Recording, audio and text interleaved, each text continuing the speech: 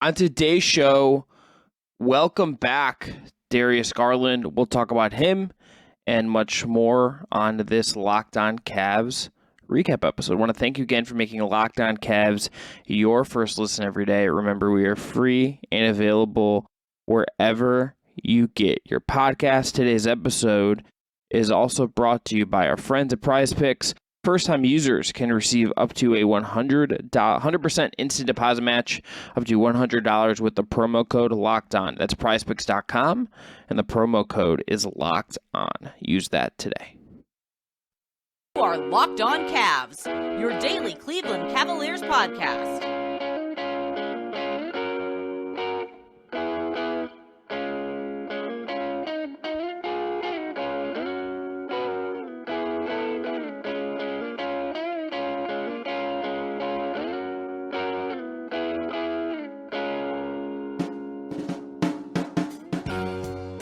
All right, the music you heard on the way in is from our friends at Astro Radio. Check them out on Apple Music or Spotify.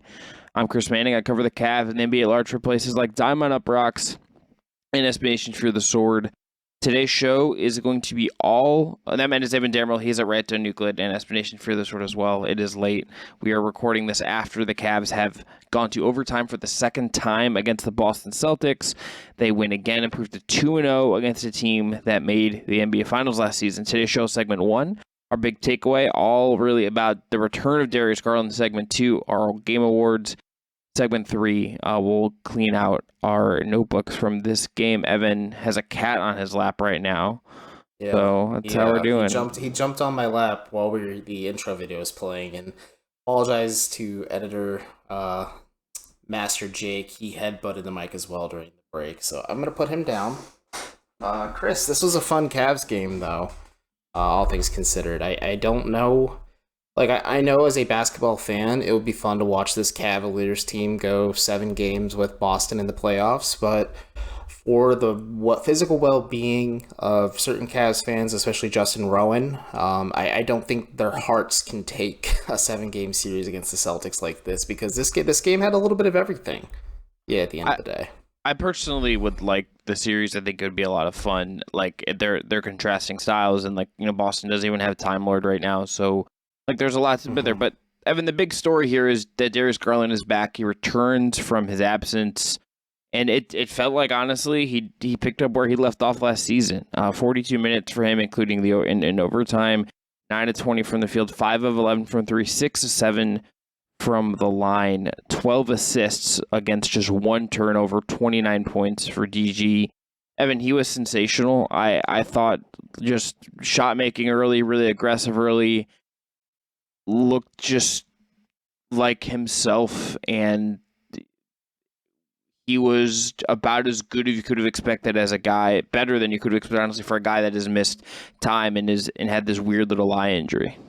Yeah, he was out for about 2 weeks. He did share with the media post-game. His initial fear was that he was going to need surgery and be out for several months. So, all things considered, it's good. It's also good that he try to squash things for Cavs fans, at least, who held a personal vendetta against the Raptors and their fans, saying that there's really no beef between him and Gary Trent. They made up after the fact. I think having a mutual agent certainly helps that, but at least on the floor, Garland looked like his old self out there. I think, 9 of 20 ideally isn't what he's hoping for at the end of the day. I think also it's just the offense is going to go through him and Donovan Mitchell in any given moment. And this is just kind of be the expectation going forward as well for the Cavs, just as they kind of figure out this offensive balance and just this offense by committee that they try to enact at least. But yeah, he looked good for the most part. You heard from him and Donovan Mitchell post-game that Mitchell really was in his ear trying to encourage Garland to shoot.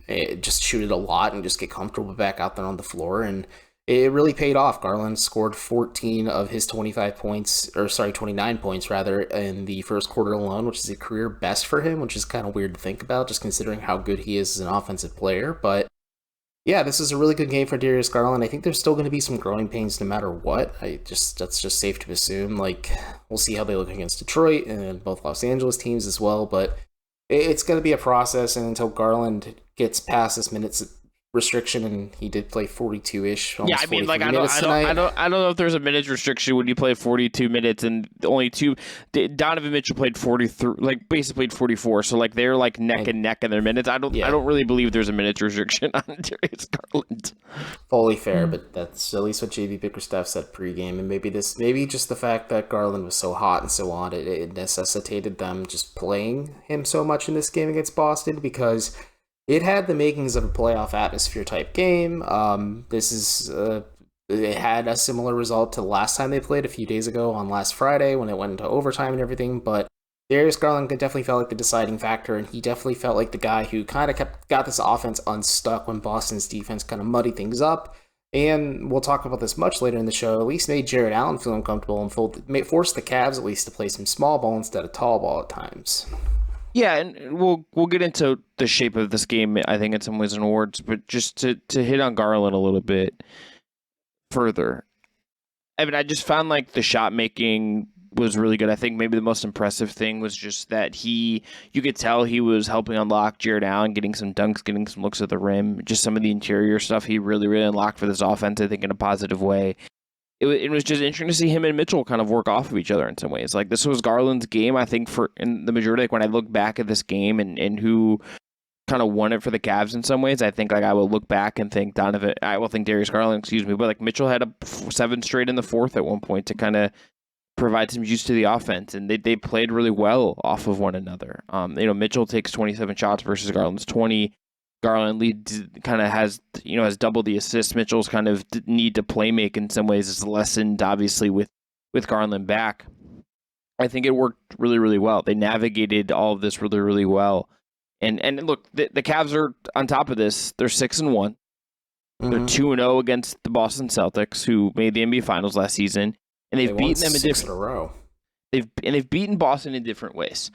The first game was Donovan Mitchell has 41, Caris LeVert has 41. This is, you overcome a really bad second quarter, which we'll talk about, have a much better third, navigate some diciness in the beginning of the fourth, have to go into overtime to win it, but came up big in overtime. Really didn't even have, really kind of won on the margins here. Like, this wasn't this was a very competitive game. This wasn't like a massive, neither team was particularly great offensively. This is a defense first game. Both, the Celtics lead by 12 at one point. The Cavs led by 11 at one point. This had big swings back and forth. It was highly competitive, and the Cavs, for the second time in a row, they're 2-0 against a team that made the finals last season. That in itself is impressive and noteworthy. It definitely is, and I think Donovan Mitchell made a succinct point post-game where the Cavs are trying to get where the Celtics were at this year, and also especially where they were at last year. And it may not happen right away, and everything may not hit for the Cavaliers, and they're not going to make the NBA Finals like Boston did last season, but this is a good confidence booster. I think this is a good momentum builder. I asked JB Bickerstaff about this post-game, and you kind of watch this young Cavs squad kind of grow up in real time, too, because last year maybe you don't see this Cavs team kind of go blow for blow with the Celtics and kind of grind things out until the very end and, eke by at the very end in overtime as well, or more so this Cavs team probably would have folded last year, or just something would have gone wrong, or again, like with Darius Garland out for almost 2 weeks, they probably wouldn't be in the position they're in right now either. So it's just definitely interesting to think about. And like you said, it's very stylistically a different game. It's not the Caris LeVert Donovan Mitchell show. It's the Donovan Mitchell Darius Garland show, and then the other starters playing well alongside them. I think there are some rinks and some just certain bumps and bruises they still got to figure out. We'll obviously see how they're doing physically after the fact, with Garland kind of tweaking his knee and Mitchell tweaking his ankle. It's more so you have to see how they're feeling the morning after at that point. But for now, this is a good win for the Cavs. I think just another positive momentum builder, and it's hard to believe this is only the 7th game of the season. And it definitely, the atmosphere and the electricity in the arena and just the way that these teams are going blow for blow with one another, it had the feeling of a playoff-like game. And I think this is just, it's fun. It was fun to be there to experience it in person. Yes. Garland again, 29 points. Mitchell has 25. All 5 starters in double figures. Heavy minutes for basically even Evan Mobley getting foul trouble, ends up still playing 32 minutes, which is impressive. And look, I just want to say this again. This was a highly competitive basketball game. I thought Jason Tatum was was like downright sensational for stretches of this game. Like, he has this dunk on Jarrett Allen at the end of the game that was really, really impressive. This was so competitive. This was such a welcome back for Darius Garland. The Cavs are most notably proving themselves to be very good. In Garland, breaking news, also pretty freaking good at basketball. Okay, we're gonna come back after this, give out our game awards. I'm sure we're gonna talk about that Darius Garland fella again in that context. But Evan, I'm gonna first tell everyone about our friends at PrizePicks. Today's episode is brought to you by PrizePicks. To play, pick 2 to 5 players, and if they go score more or less than their PrizePicks projections, that's all you got to do is pick that. You can win up to 10 times your money on any entry. There's no competing against other people. It's just you versus the projections available. They offer projections on any sport you watch: NBA, NFL, NHL, PGA, college football, men's college basketball, women's college basketball, soccer, WNBA, esports, NASCAR, tennis, MMA, cricket, and more.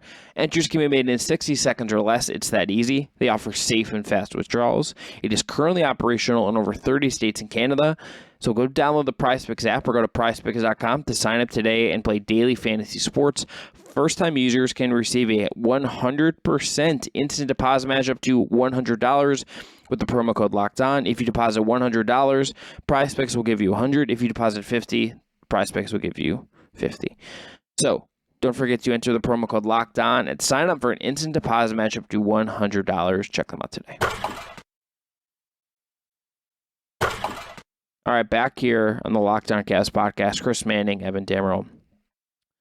All right, Evan, I'm looking at our notes. We are unanimous on the MVP. It is Darius Garland. Mm-hmm. Look, I said this in the first segment. I will say it again. I think as good as Mitchell was for stretch of this game, we're going to talk about a defensive play he made in this game and his motor and some of that stuff. This night is just about Darius Garland and what he provides, what he does, and how good he was in this basketball game. Yeah, and I appreciate, some of the wit when it comes to the fact that, he had a hard time seeing. JP Bickerstaff said a lot of it was muscle memory for him, just with his shot mechanics and just finding his spots. And I think also good on Donovan Mitchell just to kind of make a concerted effort to get Garland rolling early so that he felt more comfortable out there. Because I think his teammates are definitely trying to feed off him and make him feel a little less rusty, just, because he had 2 weeks off and had limited, contact and exposure up until the last few days as well. So Darius Garland was sensational tonight. It was a shot in the arm the Cavs definitely needed. I think just having constant offensive pressure either from him or Donovan Mitchell was a difference maker. Mitchell, without a doubt, could have made a case for MVP. We both could have made a case for him as MVP as well. But this was Darius Garland's show. You could definitely tell the Cavs were happy to have him back. You could feel that just the energy was different with his team, even if the energy on the floor was already pretty phenomenal for the Cavs to begin with. So. Mm-hmm. This is a good game for the Cavs. And again, I appreciate his wit where he's just I could barely see out of my bad eye and only out of my good eye. But he's I saw the first shot go in, so things were kind of good after that. So I don't know. It's the puns on him just kind of having one eye certainly made me chuckle, but you could not really tell he was dealing with an injury at times because he just looked like his same old self out there. And I'm interested to see kind of what he looks like as he grows more comfortable and more acclimated within just this offensive structure the Cavs are building. Yes. What did you?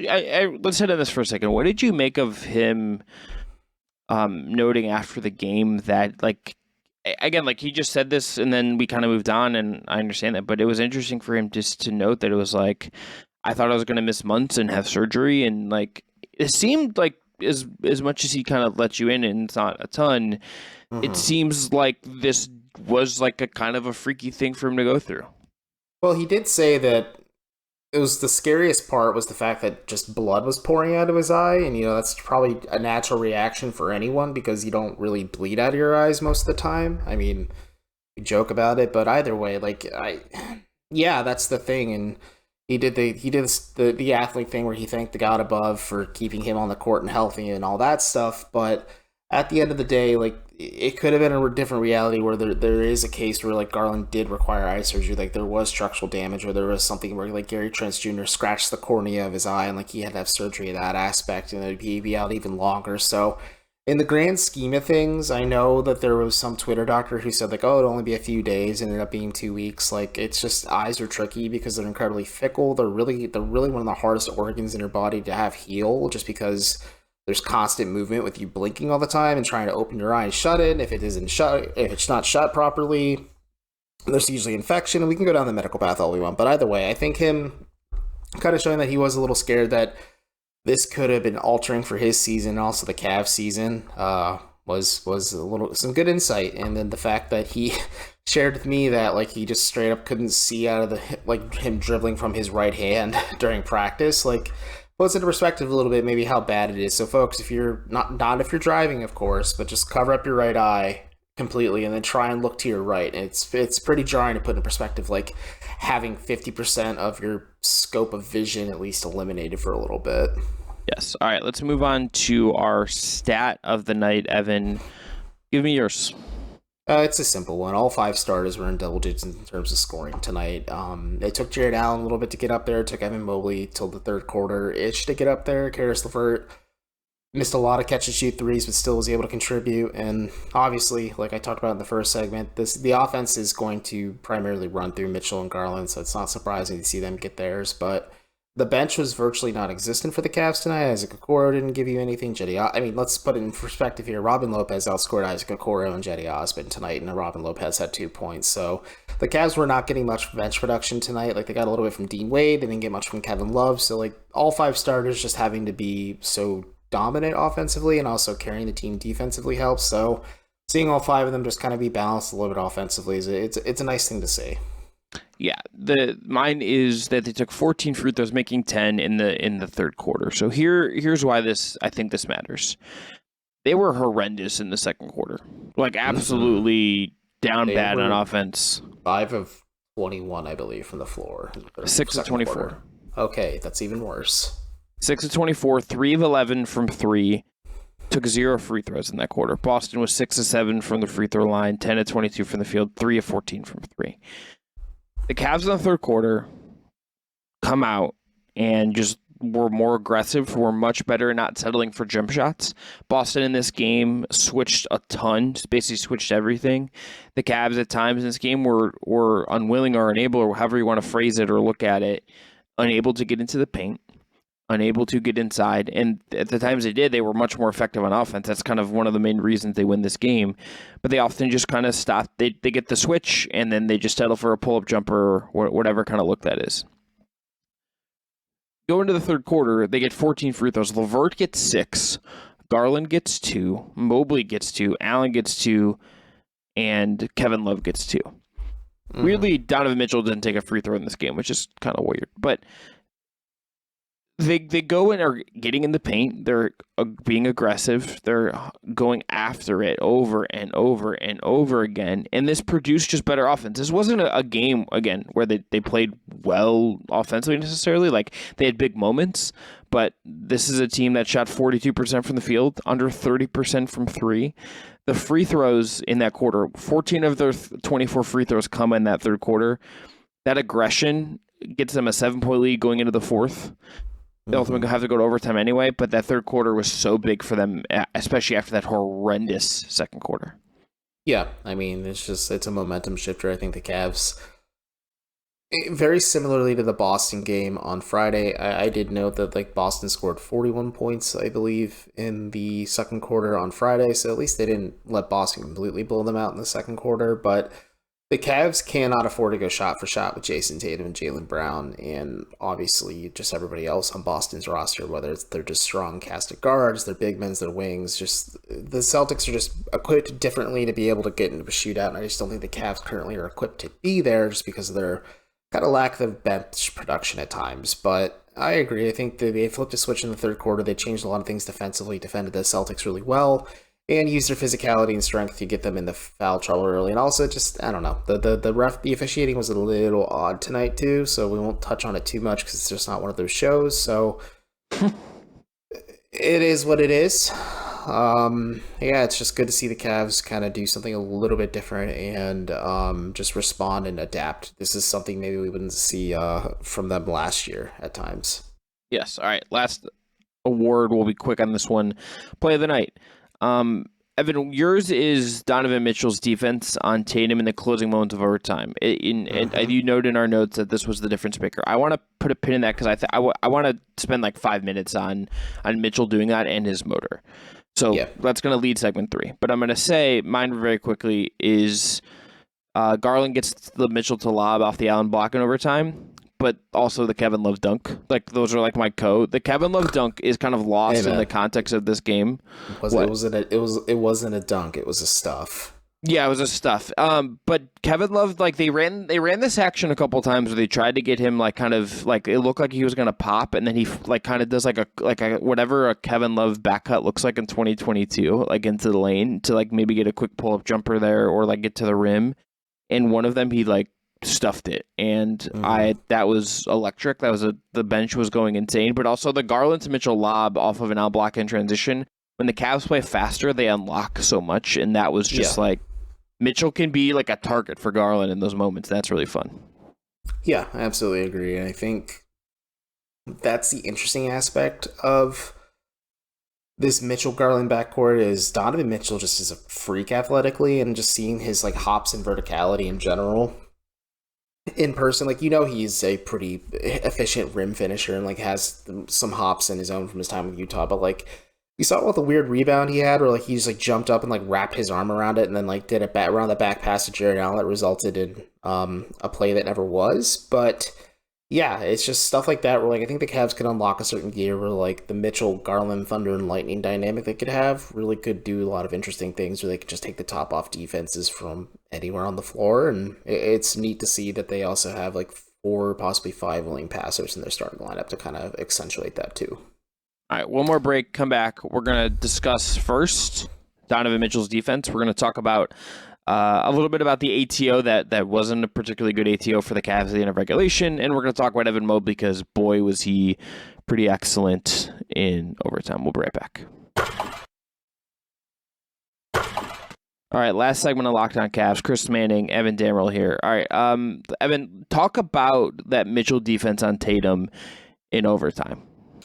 So in the closing moments, I believe there was about a minute 30 seconds left in overtime for both sides, and you just saw Donovan Mitchell draw the assignment of Jason Tatum, and you usually in most scenarios you're like, oh crap, this isn't going to go well, because historically speaking, Donovan Mitchell just isn't a good defensive player. But we have noted in at least the first couple games of the season, like at least the effort's there for Mitchell. He doesn't grade out as like an elite defensive player at all, but like you can see the effort for sure when he's playing. Like he really like played hard on Tatum. Tatum tried to post him up and bang down low and get him like an easy fadeaway jumper, and Mitchell just wouldn't give it to him. He wouldn't give him a lot of space, and forced the Celtics to scramble a little bit. And Tatum, I believe, kicked it out to Jaylen Brown at that point, and you saw Jared Allen instead defending in space, and he did a good job closing out on Brown, and then they're able to get an easy offense or defensive rebound, and then they slowed things down, and then the Cavs kind of just ran through their offensive set, and that was probably the difference maker in overtime for me, other than the dunk, of course. I think that was just a very gutsy play to run in an overtime scenario when a game is that close to begin with, but like seeing that kind of heart and tenacity is fun. And I asked JV Bickerstaff about this the other against New York on Sunday, like, hey, have you ever seen a player with a motor like Donovan Mitchell's? And he did mention like, hey, I did coach James Harden, but like Mitchell's just is really dynamic. I cackled when he told me that. People that listen to the pod, because that's a hysterical comp.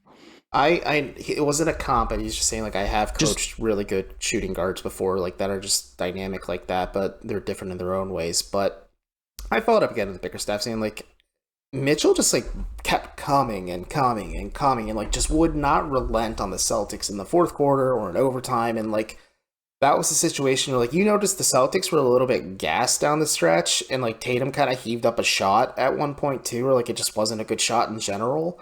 And I think just watching Mitchell play with that much intensity on almost every possession when the games matter, like that's going to have a huge trickle-down effect on the Cavs, especially when things are tight like they were against the Celtics tonight. Yeah, he had some like slippage in this game where he got like there's some moments where like you saw him like just kind of being a little lackadaisical off ball, and then he's the motor and the energy and the focus like really showed up in those moments, and he's like getting attacked and he knows he's going to, and he stepped up.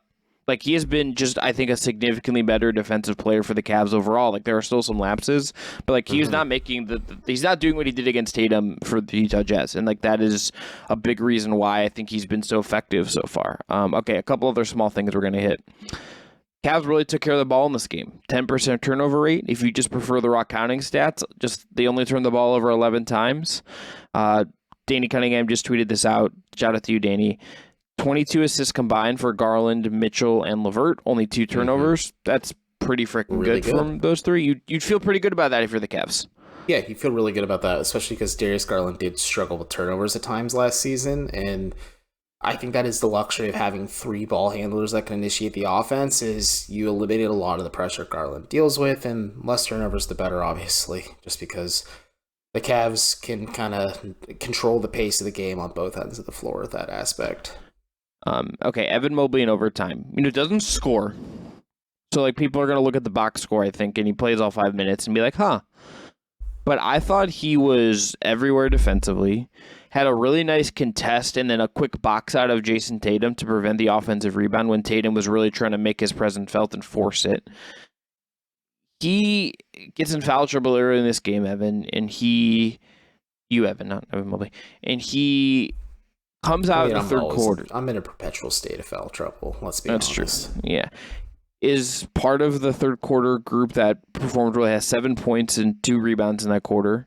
Is really effective defensively. Like I was watching him contest like corner threes in this game, and he's putting both of his really long arms up, and I'm just like, that seems really annoying to try to shoot over. That seems like ridiculous. He is just like an absolute like menace defensively, and if you go back and watch overtime, and I'm gonna go back and watch the tape on this just to kind of watch it from that angle versus where we see it at the arena from press row. I found him to just be like an absolutely sensational defensive player in overtime.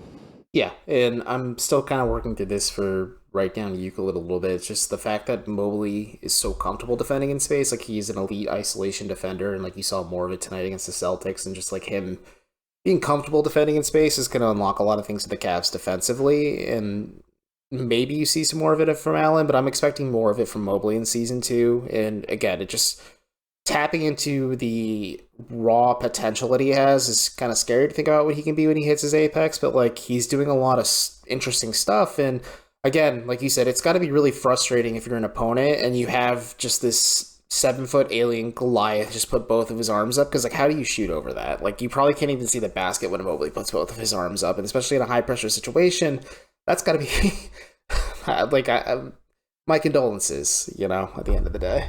Yes. 2 last things. Number 1, the ATO that wasn't really an ATO. The Cavs ran after the Celtics ran a beautiful play to get Tatum a dunk. You got to be better at the end of games, those type moments, to try to generate like just a better look for Garland and Mitchell. Like one of them it can't just be like get them the ball and let them create. Like you need to be, I think, do a little more than that to make it easier on them, particularly against a really good defensive team that's going to be pressing you at that moment.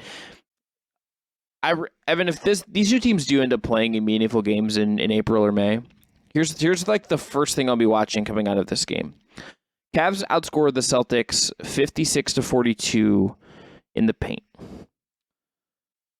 Let's like if I'm pulling up this from the first game to see how that looked as well. In the first game of when they played in Boston last week, the Cavs were outscored 54-48. But if they found something here with Garland on the floor to get inside the paint, get Allen kind of getting some easier looks, getting Mobley some really easy dunks. Like, I mean, Mobley was 7-12 from this game.